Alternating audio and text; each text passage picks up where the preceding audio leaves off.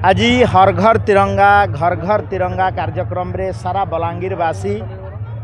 पूरा जिला प्रशासन समस्ते आज सामिल होइछु। यार मुख्य उद्देश्य है जे आम राष्ट्र प्रथम राष्ट्रीय एकता आमर सर्वोपरि हो एवं यशस्वी प्रधानमंत्री नरेंद्र मोदी जी नेतृत्व में आपड़ देखुवे 2014 पर लोकों मनरे गोटे अलगा उत्सुकता जे राष्ट्र प्रथम जातीय आमर तिरंगा पताका तले समस्ते एकत्रित होगा राष्ट्र भावना रे रहिबा एवं बलांगीर उन्नति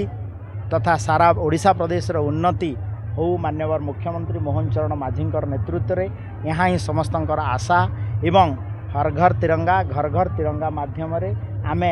जातीय बोधता एकता घर घर को तल स्तर पर्यंत नेबा यहाँ ही आमर प्राथमिकता।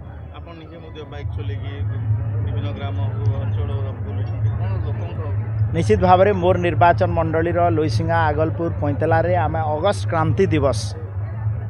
भारत छाड़ आंदोलन दिवस जो दिन आम पालन करुँ अगस्ट 9 रे करथिलु एवं सेठी मध्य हजार हजार संख्यार घर को घर बुली